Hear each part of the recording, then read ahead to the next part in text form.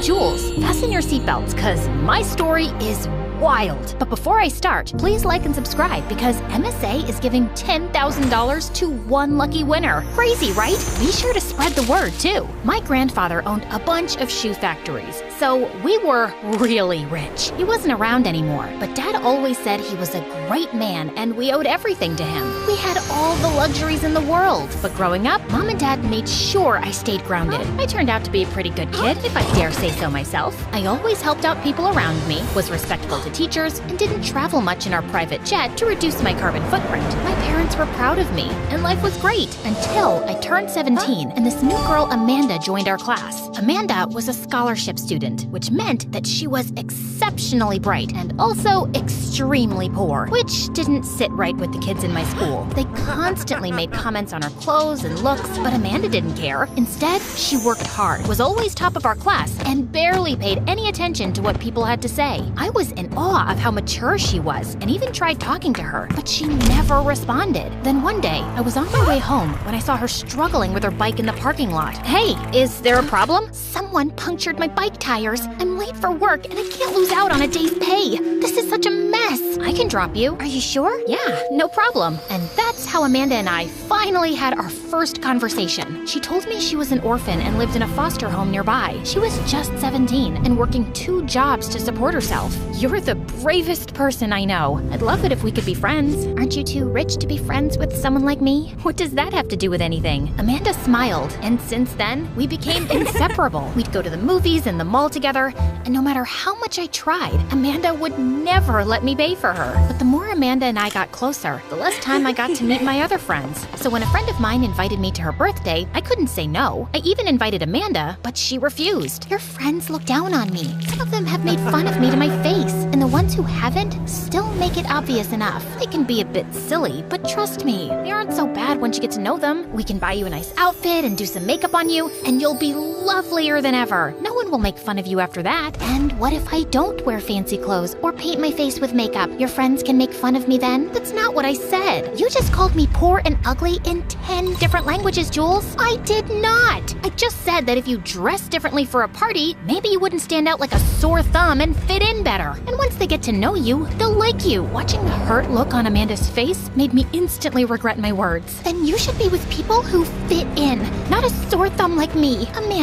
But Amanda just turned around and left. Over the next few days, I tried apologizing to Amanda a million times, but she just refused to talk to me. I really missed Amanda. So one day after school, I decided to visit the cafe she worked at, but she wasn't around. And when she didn't even show up at school the next day, I got really worried. I asked the teacher, and she told me Amanda was on her way to school when she got hit by a car and had an accident. I panicked and rushed to the hospital to see her and found a lady sitting by her bedside. She told me she was Amanda's foster mom and that apart from a few broken bones and a mild concussion, she was okay and would recover soon. That's a relief. I'm Jules, by the way. Oh, Amanda's told me about you. I was surprised she'd made a friend. You see, she came close to being adopted a few times and she got her hopes up, but it never went through. I think she's afraid of getting close to anyone. She has no relatives at all? She tried finding them, but didn't have much luck. Maybe you can help. You come from an influential family, right? It would be a dream come true for her. I thought about it. Maybe if I found her family, Amanda would finally see that I'm her friend and she'd have a real home too. So I left my email ID with Amanda's foster mom and asked her for all the information she had on Amanda and her parents so we could start tracing her family. She mailed everything to me soon, and I gave the documents to Dad. He promised he'd look into it, and a few days later, he came back with shocking news. Jules, I don't know how this is possible, but Amanda is your second cousin. What? Dad told me that my grandfather had an older brother who was Amanda's grandfather. And even more shocking was that she was poor because my grandpa stole her grandfather's share of the wealth, which had led to the two families breaking ties. After the dispute, Amanda's grandfather left town and changed the family name. I guess that's why after her parents' accident, no one was able to trace anyone related to Amanda. So, Grandpa was a thief and a liar? You told me he was the nicest man you've ever known. It's what I believed. I didn't know about any of this till I started looking into the matter and consulted the family lawyer. I swear. Well,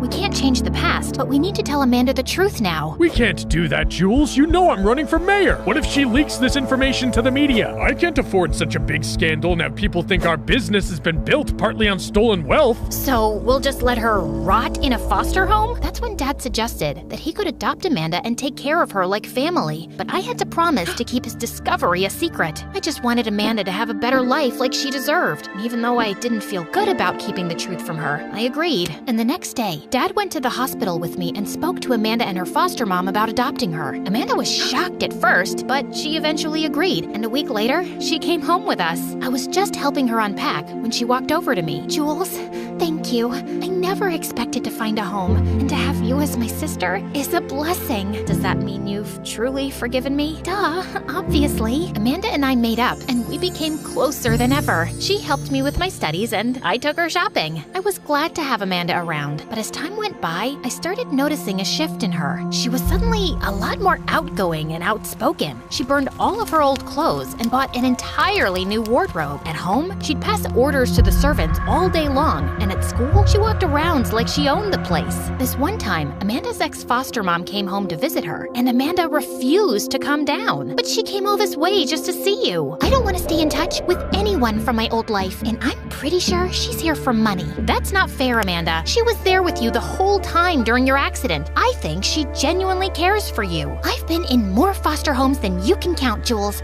and the one thing I know about these so-called foster moms is that all of them are greedy leeches. Now move aside. I'm watching the new MSA video, and it's literally the most gripping series of all time.